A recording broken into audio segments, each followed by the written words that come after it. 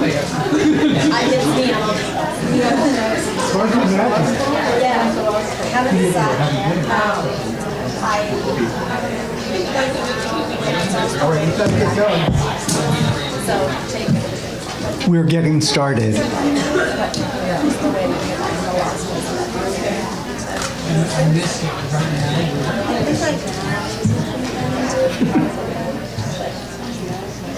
We are getting started.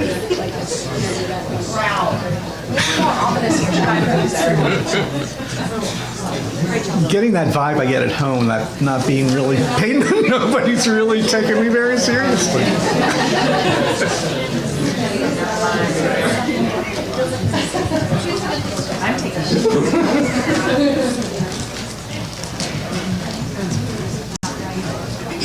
So what was I saying before? So it's a pleasure to introduce Barb Biesecker, who is an expert in genetic counseling, health psychology, and clinical translation of genomic science. She mentioned it before, but I don't know if you're all aware that she has just recently joined RTI International in Washington, D.C. as a senior research public health analyst after spending, I think I calculate, about 25 years at NHGRI and also leading the genetic counseling program at Johns Hopkins. So thanks a lot. Thank you very much. So given that history, I can imagine that many of you are sitting there thinking, what the heck can an old lady genetic counselor teach us about prenatal genetic counseling? And that's actually a very, very fair question. When you want the most updated information in genetic counseling, you don't go to the training program directors. It's a well-known, established protocol. So one of the ways that I've been privileged enough to keep my fingers on what's going on clinically is that our program, for the 24 years that I was at the NIH directing the program, included supervision, one-on-one supervision with all the students once a week, where they brought their recorded cases for us to review and work on their clinical skills. And the main purpose was for their learning, obviously, but that means that on a weekly basis, I listen to audio tapes of 8 to 12 individual cases from 37 different clinics or academic institutions or inner city hospitals for 24 years. So a secondary gain of doing that is that I was able to kind of keep my pulse on what was going on in a variety of different clinics, and man, did it change over those 24 years. It doesn't make me an expert, but it does mean that I've had a little bit of a window, and in fact, if you imagine that I might have practiced prenatal counseling for 24 years, hopefully I would have an expertise to share with you, but it's kind of a privilege to see how many different counselors practice prenatal genetic counseling in many different kinds of contexts. So that's where I'm coming from, in addition to the fact that some of the research that we conducted at the NIH did include a smattering of interesting questions related to prenatal. A few of them I'll mention in my talk. And because I've had a particular passion for how prenatal counseling's done. Although I've done some over my career, that's not been the majority. Most of my expertise was in pediatrics and cancer genetics. But I find prenatal, because it has very many routine aspects of it, to house actually some of the most provocative challenges in genetic counseling. It always has, and perhaps it always will. And this is trying to help people make decisions about things that in most cases they've had no prior experience with, and in some, rare cases, make terrible, difficult decisions. So that's how I got here. I've had an hour's sleep. The room is moving constantly for me because I was on a sailboat for 10 days, and I only got off of it about 24 hours ago. So I'm going to give a talk that resembles everything I tell my students never to do, and I'm being serious. There's way too many words on these slides, and it's because it's a completely narcissistic talk. I'm so tired. If I didn't put every word on my slides, I couldn't do this talk. So don't look at the slides. Listen to me. I'll try and tell you an interesting story, but they're horrid. And I'm very embarrassed because everybody else had gorgeous slides and has put a tremendous amount of effort into their talks, and I've benefited very, very much from them. So I'm humbled by my company, I will tell you. So I am of the impatient type. I'm very practical. It doesn't surprise you since I'm a clinician. And I actually care a lot about the pragmatic aspects of the work that we do. I also think that sometimes in the research, and I do full-time research, in the research arena, we sometimes forget to fully give our clients credit. Celeste had some beautiful cautionary notes at the beginning of her talk about some of the presumptions that we make that our clients are somehow ignorant or scientifically illiterate or not capable of complex thinking. And that doesn't map onto any of my experiences I've had working with patients over all these years, or the patients that my students have worked with either. I think clients, even without scientific sophistication, without personal experience with the things we've talked about, know themselves well, have a lot of abilities that we can help them tap into to make really good decisions for themselves and adapt to very difficult circumstances. So yes, I am a dispositional optimist. That does not mean that I haven't seen very, very difficult cases, that I've not seen clients who really do struggle with this information. I'm not generalizing to everybody, but my overall belief is that we need to think more respectfully about our patients and give them credit. And I'm going to try and present the research that Chris didn't do yet. He did everything else in the prenatal arena about what research we have that suggests how people manage prenatal testing. So the bottom line I'm going to present is that I believe that women and their partners generally fare well with the option of undergoing prenatal screening and testing. And when I get to the research summary, it has all the same caveats that Chris very carefully outlined, and I'll probably repeat, because I do think, given my optimism, it would be pretty tempting to say, okay, there's been all these studies, we haven't found bad outcomes, let's assume everybody's okay, and it isn't that simple of a story. And it is still possible that we're not measuring things that are important to measure, and that our methods are not sufficiently robust. But the research to date is encouraging.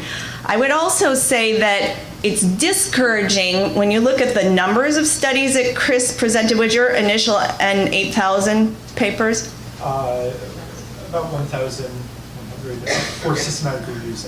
Oh, okay. How about all papers, though?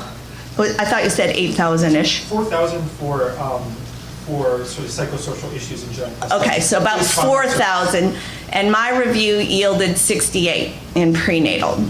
So I find that fascinating because the broadest use of genetics is in the prenatal setting, right? Because that's where there's routinization in obstetrics of some of these tests, and yet it's a small subset of the research that's been done. And one of the most poignant and perhaps delicate, as we heard from Allison, situations that we're dealing with. So I find that to be really interesting. So we don't want to ignore the difficult situation when somebody gets an abnormal result. It's easy to talk about the vast majority of people who make an informed choice to undergo testing, get information that they find reassuring, go on with their life, have a healthy baby, and it's not a very notable event. But of course, if you think about it from the genetic counselor's perspective, you don't know who the couple is that's going to find out that something is going on with their developing baby. And so you have to treat and develop a relationship with all your prenatal patients in the anticipation that they might be one who faces a very, very difficult decision. So it's a lot of normal pregnancies with some really tragic and challenging things that come in, tragic in the sense that it's such a difficult decision, not necessarily tragic about the child who will be born. So it's really difficult work. So I'll mention the early days. I'm old enough that I think we should give a head nod to where we started, and that's sort of the direction we were given for Elsie. And I think anytime there's emerging new technologies, when they roll into clinical implementation, which in our clunky healthcare system is often not systematic, not done in a public health manner, is often economically motivated or whatever, we often catch both our patients and our providers off guard. So when we think about when amniocentesis rolled out, people were sort of stopping and saying, wait, what is this? And you're going to poke me with a needle? What do I get out of this, and what does this mean? And then when they heard about what they might learn and what the options were to terminate pregnancy or not, certainly this was a very delicate situation. OBs added prenatal screening and testing once some of the efficacy studies from the amniocentesis studies were done, and then later the first trimester screening. But then we quickly had LC researchers who were following on some of that implementation, looking at, for instance, AFP screening, where Press and Browner found as early as 1994 that many women were really confused about what that information was and what it meant about their child, about their developing baby. And that is probably somewhat centrally related to the fact of getting a screening test confused with a diagnostic test. Still today, I meet people who say, oh yeah, I met with a genetic counselor. They all want to relate to what you do. And they say, they told me I was going to have a baby with Down syndrome, and then the baby came out and was absolutely fine.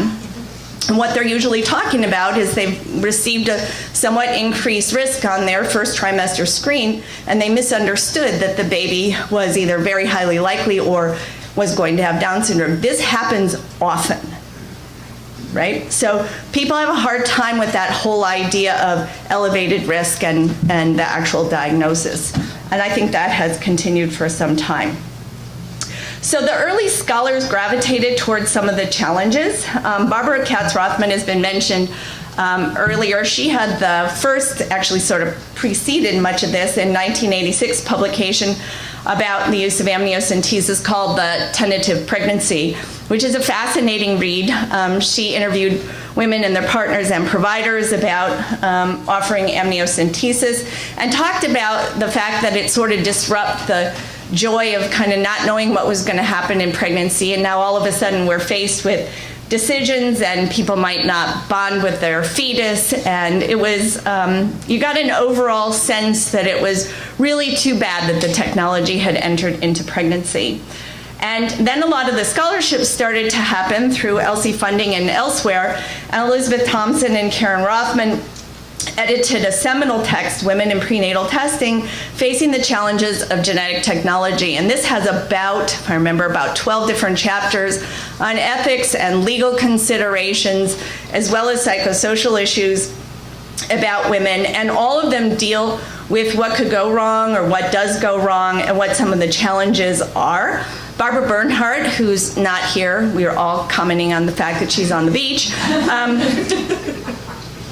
wrote a review of this book that was published in Prenatal Diagnosis, and she made the point that although many of these essays brought up very important scholarly concerns that we need to follow through on, they did not involve interviews or studies of women who had no issues with prenatal testing. So the book actually was really targeted at what are the challenges or the problems, not I'm going to give you an overall view of what prenatal testing is like.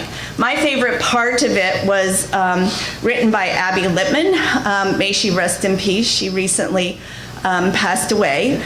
And her contribution was based on interviews with women and their partners about how they made decisions to undergo prenatal testing. And they're brilliant because she sort of captured in a qualitative way what decision scientists have studied for many years about how we dichotomize risk and how we offset the different choices, that provided sort of this incredible illustration of what it could look like in the clinic.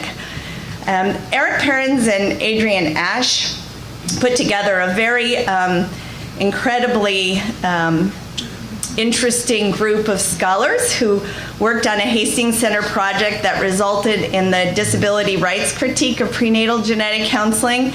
I think one of our major tasks, I was privileged to be part of that group, was the headiest and most challenging thing I ever did in my career, was to determine if the availability of prenatal testing and the offer of termination declared negative messages about the worth of people who were born or brought into this world with disabilities.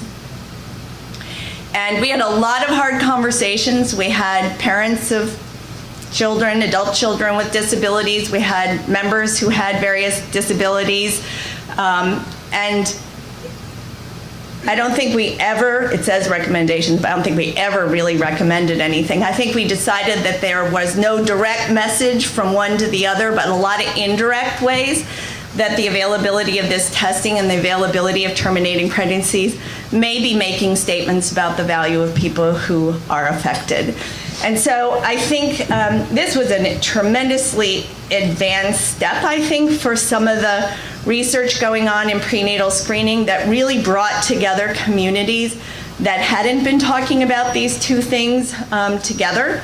And I think for me it was a pivotal point in realizing that there are many more stakeholders in offering prenatal testing than just the clinicians and the institutions that I was familiar with. And Raina Rapp published the Testing Women, Testing the Fetus treatise that she worked on.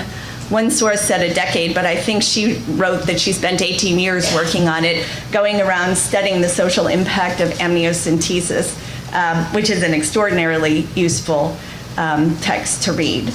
So the summary of all of this is that the experience of women and their partners availing themselves of genetic testing vary. There's no easy way to summarize what we understood about prenatal. It was pretty clear that those who had less formal education or came from more diverse backgrounds may, in certain circumstances, have had fewer resources to navigate their prenatal options. So we were already starting to worry about discrepancies in options that were available that would reflect both some of the discrepancies in our healthcare system already, but we had to be really careful maybe that there weren't specifically more deviations from access in certain populations. So overall, the major themes from the data I would sum up as most women prefer to have the choice to learn about their fetus. That may have been somewhat of the bias of the people we brought in. Certainly in the Hastings group, I think we were all in favor of reproductive choice. The importance of preference-based decision-making and the efforts that are needed to preserve it, and I'm going to come back to this shortly. There are many challenges to ensuring informed decision-making, and that's come up in multiple contexts already today, and I want to come back to that in a few minutes as well. And that decisions about continuing or terminating a pregnancy are very difficult in almost any circumstances because most of the pregnancies that interface with prenatal testing options are desired pregnancies. And so these are not people who were at all entertaining the possibility of terminating their pregnancy. I've already mentioned the inequities in healthcare that were reflected in prenatal testing options, and the availability of prenatal screening and testing may indirectly imply some negative value in the lives of those who are affected, but not uniformly. And I think we have to be clear that we are lacking the perspective of women who did not face challenges in making decisions to use prenatal testing and screening, because back in those days, we really weren't studying general population samples of people who came through. My stance would be that in this case, even though I'm the optimist, I think a cautionary approach might have been really warranted. I got impatient with a lot of the conversations, thinking we were making more of things at times than maybe was necessary, but in thinking back over all that we learned, even though all the concerns that were brought up were not fully realized, I think this effort generally helped to preserve women's autonomy and prevented somewhat of a renegade integration of screening, which we've kind of seen with NIPT. And I think it may have called attention to potential harms and raised awareness of the potential for eugenic practices. So having those hard conversations and arguments early on may have been a really great thing for how we set ourselves up. It was also very interesting that although advocacy groups were sometimes wary of, are still sometimes wary of how women are helped make informed decisions about conditions that affect their fetuses, many of the organizations endorse the availability of prenatal screening to their stakeholders. And that's an interesting balance of just, they want people to have choices, but they also want to make them to make choices based on good and accurate information. And given the variation in a lot of the conditions that we test for, that's a hard challenge to do. Yet in the end, I felt that we didn't fully trust women as much as maybe we should, women and their partners, to make good decisions for themselves. So I'm going to, throughout my talk, remind us that we didn't ever have a really good representation of women off the street facing these difficult decisions as stakeholders. We've been the ones as professionals, ethicists, legal scholars, sociologists deciding what are good decisions and what are the right outcomes. There's a big movement now in trying to get patient-reported outcomes, and this is more practically done in the clinical arena, I think, where you can sit down with families or patients and seek understanding of what they're trying to get at. And this has become sort of a research priority. It's harder to do in prenatal because many women don't know why they've been referred for prenatal screening information. They're not really clear why they're there. If you ask them what outcomes they wanted, they'd probably say, well, you tell me, I'm not sure why I'm here. But I think we could do a lot more work to actually engage women and their partners, even at this late date, in how we implement screening and what they want to see come out of this. And I think they should play an active role. And that hasn't happened to date. And I think it would be very interesting to see what outcomes they see are most important to achieve. And again, I'll reiterate that I think women should be trusted to make good decisions for themselves. Not everybody. Obviously, for some people this is hard and they need more help, but for many people, they can make good decisions for themselves. There's a caveat to that I'll come back to. So as I mentioned, in my systematic review, which was aided by a librarian I'm very grateful for, we found 68 articles reporting on the psychosocial outcomes of prenatal screening or testing. And of those 68, there was only one meta-analysis, and it was a small one of 40 studies. They included only randomized controlled trials and cohort studies. Many of them were actually quite small, that offered prenatal screening, and it was done only in the 2000s, so in the 13 years that are up in front of you. So this is a pretty small amount of data to base any assessment on, and what the meta-analysis was trying to look at is whether or not offering people screening and having them go through the process left them with residual anxiety. And that's a pretty, in my mind, a pretty benign thing to measure. You would expect that if people are considering that they might undergo a test or find a finding that might lead them into further testing, that they might feel some anxiety, and that I mentioned this at the microphone earlier, that might be transient, and it might not be a bad thing. It might actually represent what I would call engagement in the process and making a good decision for yourself. On the other hand, they didn't find studies that demonstrated adverse psychological outcomes generally. So they concluded that there's no indication from the studies to date that there are adverse psychosocial outcomes of offering people the opportunity to go through prenatal screening. So this completely ignores the specific examples of people who receive abnormal results who face very, very difficult decisions that we separate out, and I will come back to that. So I do think there's benefits of prenatal screening and testing that need to be put forward as well. in almost all of the studies that have been done, I did read the abstracts of all 68, the majority of people, women in particular, prefer to have a choice about their reproduction and conditions that affect their fetus. Now, this is a completely biased sample because these are all people who went through prenatal screening. So this is not a public sample. But having a choice trumped some discomfort or anxiety or whatever.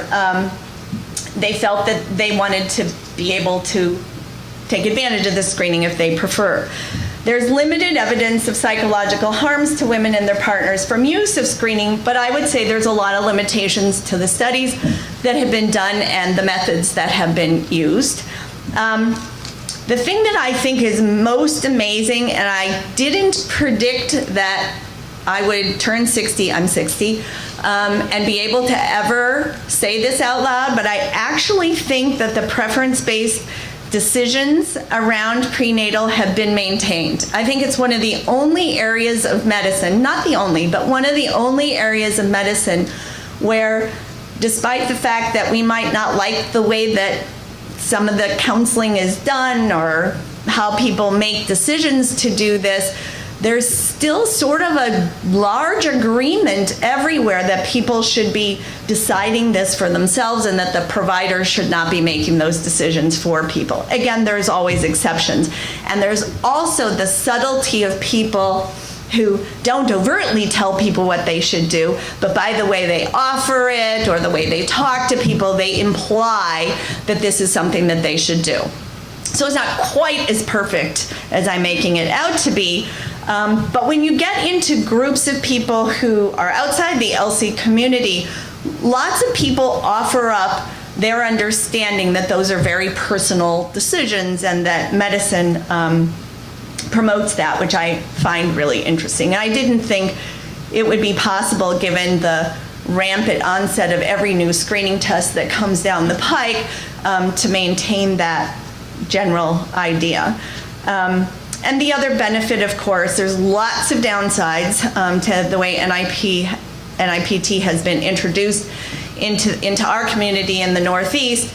Overnight, everybody was offering it. There was no specific criteria of who should be offered it. It was a mess to train students in that environment. And of course, a lot of that was being pushed by the private companies, not by population research that showed that it was efficacious. So we're all still reeling a little bit about how it got introduced, but the fact that it doesn't introduce a physical risk to the pregnancy was pushing it along and making it very likable to the couples who are making decisions.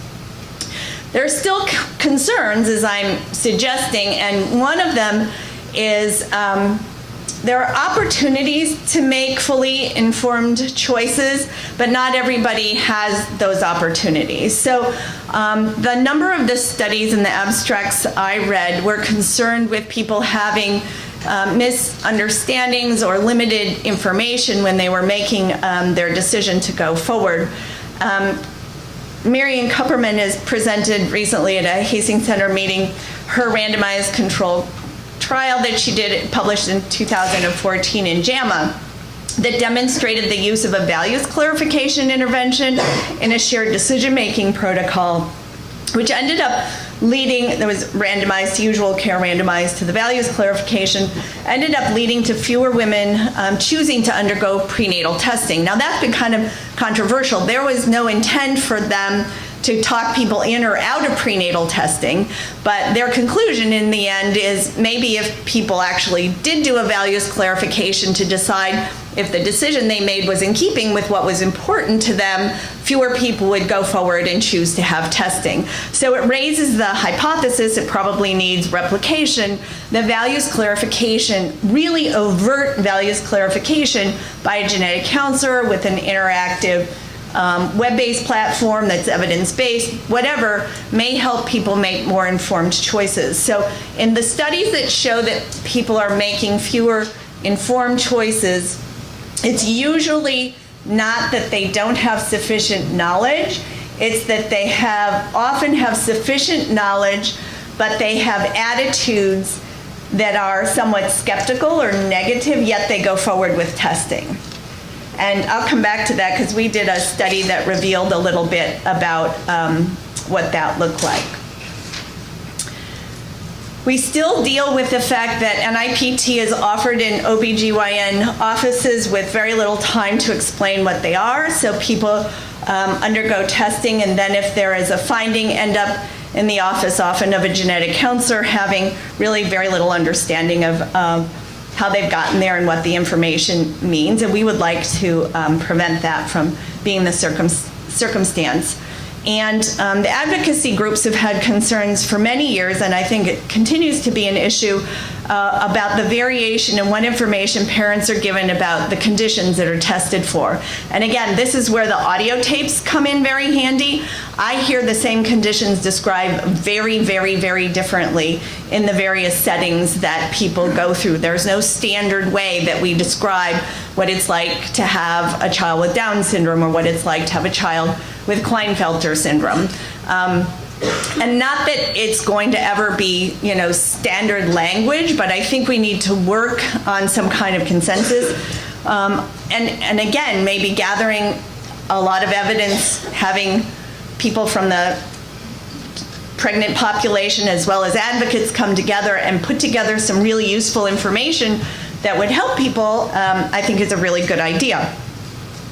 And I'm also really interested in the use of web-based platforms, because most of these people who go through testing are carrying a normal pregnancy, and if they're able to interact and are comfortable with a web-based platform that's evidence-based, it's really been tested very well, that may be a better way, and it includes a values clarification, a better way to achieve informed consent even than meeting with a genetic counselor.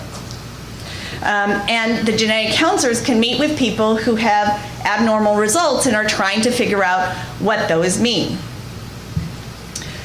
So how do women and partners manage the threat that comes with the possibility that their fetus could have an abnormality? Well, human beings are extraordinarily resilient. It includes all of us. I'm less resilient on 1 hour of sleep, but we're still resilient. Most people go into prenatal testing assuming they are not going to be the one who has the fetus with the problem. And that's a rational assumption, because the chances are that they're not. But most people, sometimes people who are a little fearful or anxious or somewhat depressed, might actually go in thinking they're the one, and they're pretty nervous about that, and they probably should see a counselor to make a decision. But the vast majority of us are optimistic about the fact that it's the same reason we don't think we're going to get hit by a car when we cross the street. We're pretty positive that the rare thing isn't going to happen to us. We also have incredible psychological resources to buffer ourselves from the threat of an abnormal finding. We do all sorts of self-talk. Pregnant women get really good at this, about why you're not going to be the one and all the way you've taken good care of yourself. And these are really healthy psychological resources. And people are defended against the idea that anything's wrong. This is why prenatal counseling is so difficult to do, because walking somebody up to the possibility that they actually might be the one to get an abnormal result is something they're defended against doing. And so you're asking them to kind of be very vulnerable in a way that they're not comfortable, in a way that's not consistent with how they're thinking. So we need to work on it's good that people can buffer themselves, but it also means that when they get an abnormal result, they're often not prepared for it at all. And it hits them by surprise, and they haven't processed that possibility very much at all. The good news is that most couples have high self-efficacy or confidence about their ability to make an appropriate decision for their family. They've had to make other decisions together as a couple, or decisions for their family or about having children. And so genetic counselors know how to work with people in that space. You don't have to be scientifically or medically sophisticated to know what's important to you, what you value in your family, what you think you can handle, how you work together. There's a lot of conversation that can go on to help parents make a good decision for their family.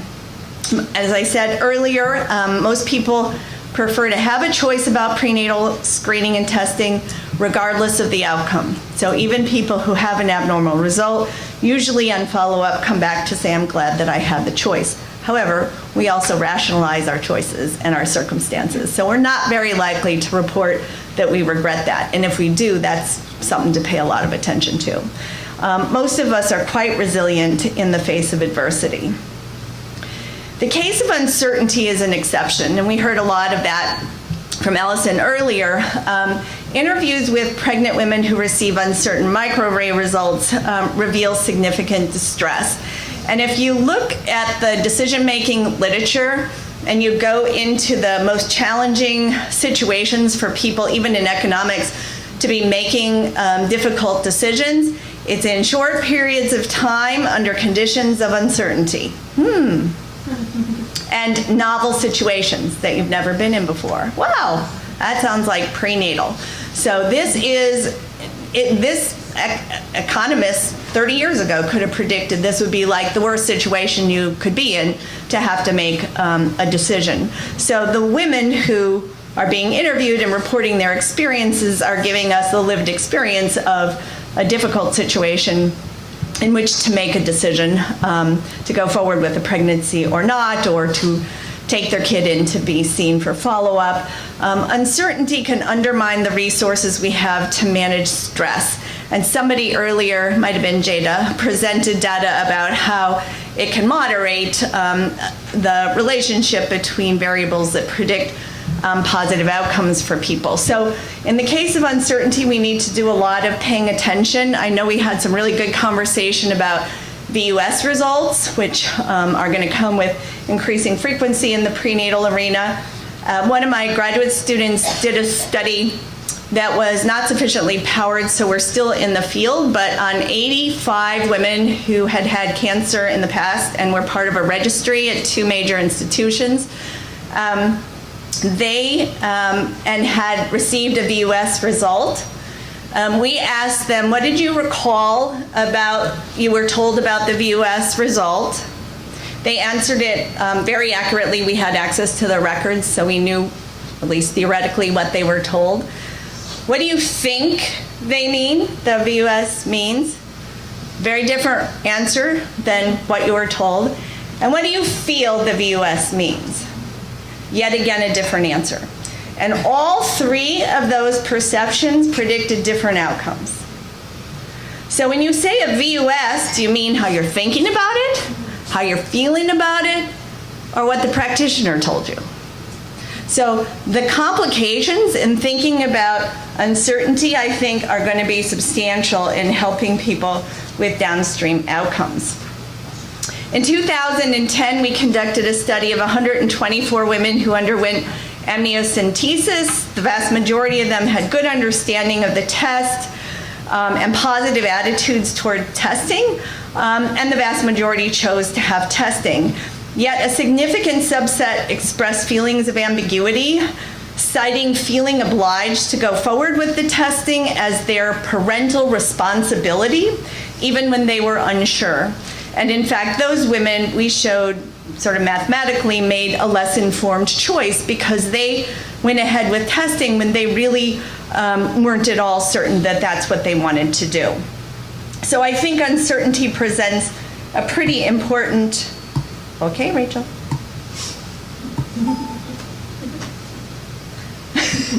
A pretty important area for us to continue to think about, even within prenatal and in other arenas as well. So I'm on 13 now. Why does it do that? I don't know. Thank you.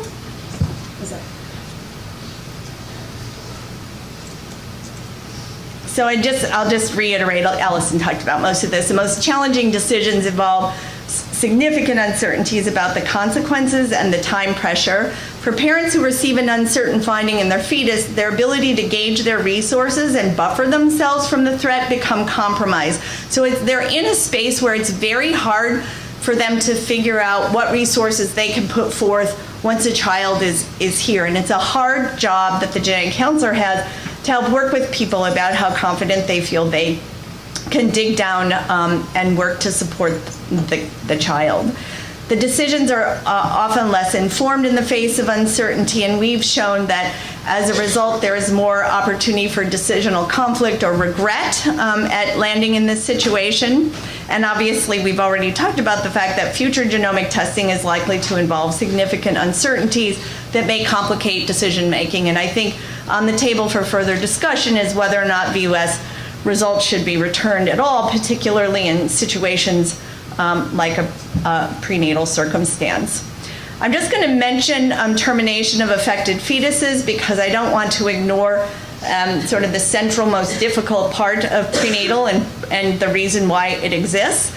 There's one study from Korenramp et al. In 2005 that studied women's psychological well-being following termination of pregnancies based on a diagnosis. It's the largest published study that I could find anywhere in the literature on 254 women. They were assessed for grief symptoms and post-traumatic stress, and both had elevated grief and stress shortly after the termination, but remarkably, it was mothers, not their partners, adapted to their decision with time. Those with lower formal education and who felt unsupported by their partners reported post-traumatic stress that lasted longer. There's a lot of studies, fantastic research in how women recover from termination of pregnancy for unrelated reasons, for non-genetic reasons, for whatever reason people decide to terminate pregnancies. And those who terminate for genetic indication have grief symptoms for longer periods of time, but overall recover. So how do we think about prenatal testing in the era of genomic medicine? We've brought up these issues already. There'll be more expanded testing available and a broader spectrum of conditions for parents to learn about. Uncertain results will occur frequently. And I ask the question, is there a need to take a cautionary approach again? I can't believe I'm saying that since I'm the optimist, but things are roaring down the track pretty quickly, and I think we need to really consider what some of the challenges are to parents. Have parents demonstrated their capacity to make good decisions for themselves that we should respect? Yes, so we should have them at the table. Can we adequately prepare women for the potential outcomes?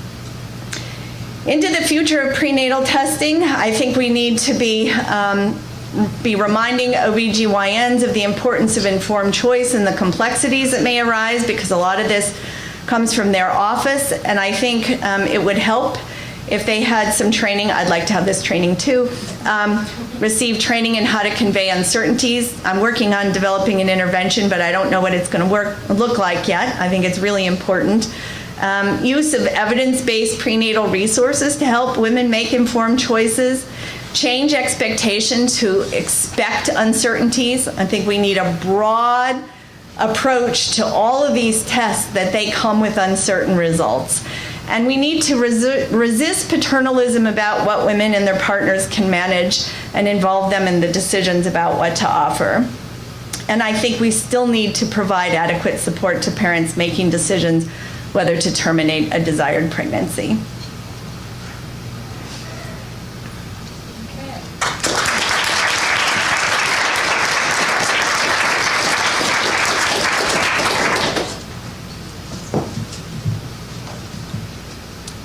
Scott Roberts, University of Michigan. Thanks, Barb, for a great talk as usual. I just wanted to ask you, you're talking about how to frame education in this context. Recent state laws have been passed in certain states, including Pennsylvania, my home state, that are trying to push mandatory provision of certain kinds of resources, particularly around Down syndrome. So I'm just interested in your response to that kind of trend towards state laws actually being incorporated into the practice of genetic education and counseling. Yeah, so you need Sonia Suter. I think that the idea of mandating that there's a fair representation of the conditions being tested for, I don't have so much trouble with, but dictating what gets said, I have a lot of trouble with. So, I mean, it sort of depends on what it is. And I wish there were other ways to achieve that rather than going through the legal system, right? I wish we were partnering enough with the advocacy groups that they felt that their voice was being heard and that women were making informed choices based on understanding what things can look like. It's very, very difficult. You know, we know most about Down syndrome, but how do you sit down with somebody and describe what their life might be with a child with Down syndrome? I mean, 50% of them, gross generalization, have heart defects. Those kids are going to look very different than the 50% who don't have anything wrong with their heart. Number one, there's huge variety in their learning capabilities and their general health and well-being. It's really hard, even if you stick to the medical issues. And then we want to, of course, get across the idea that they can form, meaningful relationships with their family. They can have friends. They can go to school. They can enjoy a lot of the day-to-day luxuries that many of us do. But how do we bring all that together in a way that a family can have an image of what their future child will look like? To me, it's almost the same as saying, oh, you're pregnant. Let me talk to you about what your child might look like over the next 10 or 15 years. I'm not trying to be facetious. I really think it's very, very challenging to try to realistically present what it could look like.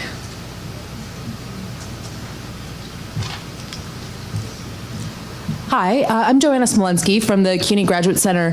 I'm just wondering if you've seen any studies that compare this kind of counseling that exists between first-time mothers and women who've been pregnant before. I mean, because even going off of what you just said, right, and we're talking about decision-making under conditions of uncertainty and related anxieties, for first-time mothers, it might just be that the whole experience of pregnancy is generally pretty uncertain and there's anxiety about what that's going to be like. So I'm just wondering if maybe that is something that is a controlling factor. Absolutely, great idea. Yeah, I think your instincts are right, and that's a good suggestion of ways we could involve stakeholders, right? Experienced mothers to come in and talk with people about what it was like when they brought up this testing and how they made decisions, right? So have there been comparative studies? Not that I know of. Okay. No, sorry, I didn't answer your question. I thought you should do it.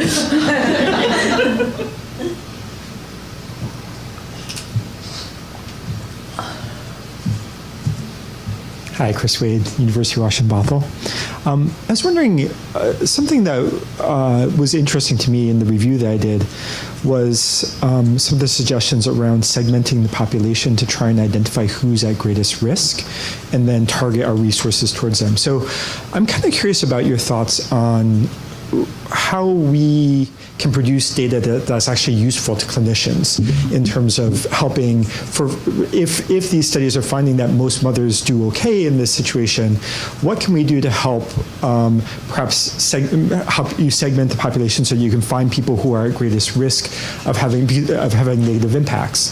Because I would expect that even if 100 people do quite well, you would have a few people, 3, 4, whatever, better than me.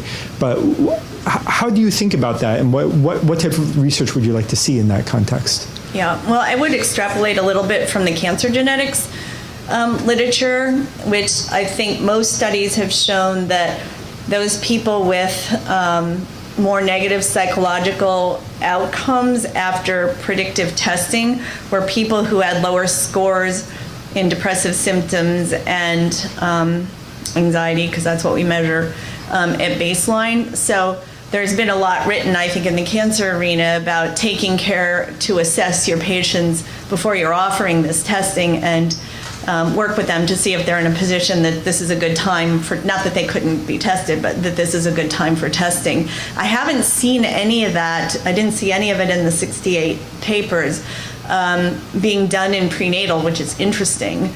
I would certainly be more worried about first-time mothers. I would be more worried about people who might be at risk for postpartum depression. I'm always more worried about people who have less support or who aren't partnered or don't have financial resources to help them. But that's it's a study, it's an empirical question. I don't know the answer, but I think it's a great idea.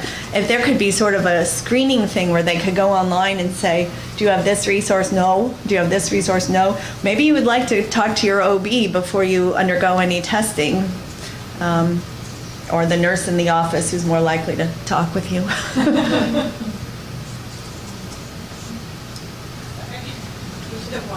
I'm so bummed that more research isn't done in prenatal. There's no excuse for that. Cancer gets funding because there's a lot of money in cancer, right?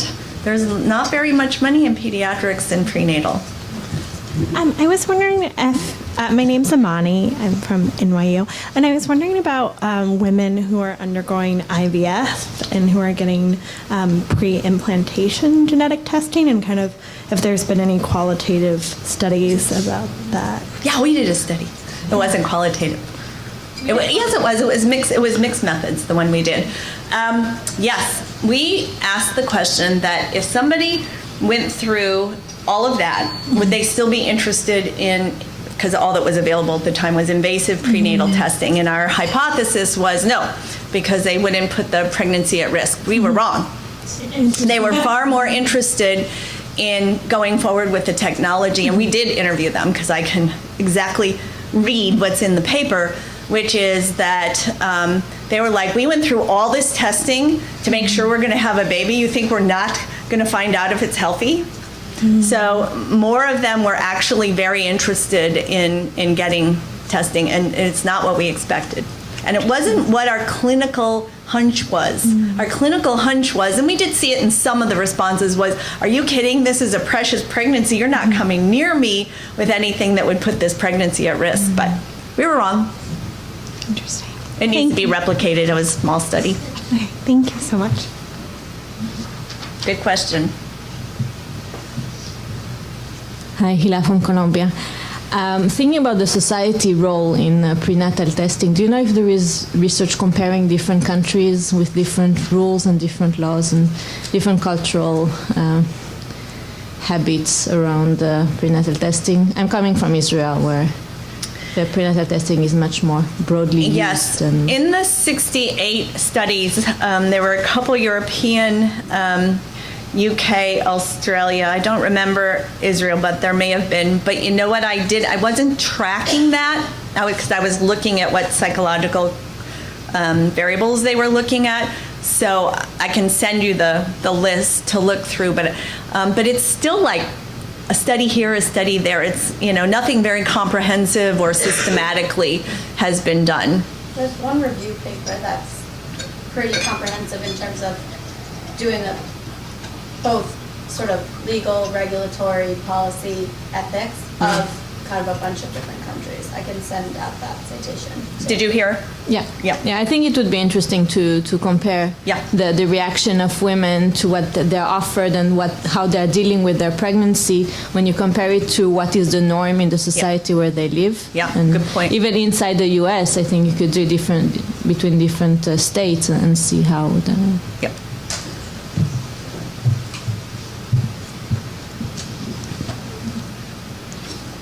It's getting close to the end of the day, so I... Do you want me to sit down? No. But I'm looking for trying to synthesize some things that have been said, and I'm looking for your help in putting what you've said together with what Allison said earlier. So here's what I'm just guessing. Here's some things that you and Allison agree about, right? You agree that women ought to have access to abortion services. You agree that women who want to have children with disabilities should be supported in that.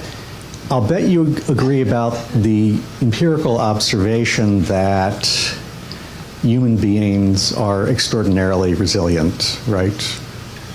Extraordinarily. I mean, it's just amazing what people endure. They are. So what I want to know is where the disagreement, if there is one, is between you and Allison. So, disagree? Sorry? I don't think we disagree. We agree on everything there ever was to agree about. Except, well, that's interesting. So is it the case that you chose to focus on precisely those cases that Barb was essentially bracketing? Because, as you said, I think, of course, cases regarding uncertainty are exceptionally difficult. Okay, so is that? No, I was teasing you before. I wasn't anticipating evaluating our differences. But I do think, I don't know, do you think of yourself as being a cautious person going into this, or do you think of yourself as being impatient when you think about the way that our... Cautious in the prenatal arena, In the definitely, prenatal. yeah. Definitely, yeah. Well, that's it's interesting. There's this way in which you, as you said in the beginning, are impatient with concerns you take to have been overblown. That's where you started out, but then... But I ended, and if we're going into genomics, maybe we should be taking a cautionary approach. And does that have everything to do with the uncertainty of the results? Not everything, no. I think we now have a renegade prenatal screening environment, right? I mean, the way NIPT is rolled out is really just completely out of our control, and the institutions are deciding to do it, and the women, less often really understand what's going on, I think, and that's a shame. I don't know, the horse is out of the barn. I don't know what we can do about it. I do think we can jump in there and make more concerted efforts to develop really, really good evidence-based interventions to make sure people know what the results mean and what their options are at those periods of time. But I don't think we're going to be able to change what's happened. That sounds like a recommendation regarding the importance of truly informed consent. Yes. I think it's an important recommendation. Yes, very important. And there's evidence in the studies from back then and now, more currently, that women don't always make an informed choice. And that's usually defined as sufficient relevant knowledge, attitudes that are positive or negative towards having the test, and then the decision to undergo the test. So if you have sufficient knowledge and you have negative attitudes towards having an IPT, and you have an IPT, you did not make an informed choice. So just to finish here, so I am trying to learn something from this. So it is the case that whether you're impatient or cautious has everything to do with, one of the things it has to do with is the nature of the result. Is it a certain one or an uncertain one? And I presume that as we move forward in trying to make distinctions, in addition to that distinction, it is going to make a difference whether we're talking about the context of giving a result to an individual or giving it to a person who's pregnant about a fetus. I mean, so again, nature of the result is going to be one important variable. Context is going to be another. We should keep collecting which ones are going to determine whether you or other people in the room are going to be impatient or cautious or both. Mm-hmm. I think any time where termination of pregnancy is the choice you have to offer somebody, it should be done with caution. Hi, I'm Camilla. I'm one of the genetic counselors at Dana-Farber and a fellow at Harvard. And I was wondering, following on to this, could we really ever have fully informed consent for a genomic or an exome prenatally? Yeah, great question. Right. Do you think I'm going to answer that? No, it's a great question. If we wanted to try it, we'd have to bundle things, right? And you'd have to talk about different kinds of information we could find and what people might do with it, and the fact that there would be a lot of things we couldn't interpret that would just sit there and we wouldn't return that to them. But yeah, it's sort of overwhelming to think about. I'm sure very creative people who are younger than I am will come up with good, innovative ways that we can help bundle it into types of risk that people can make a decision about. But it's pretty overwhelming to think about. We done? I think so. Great. Thank you so much.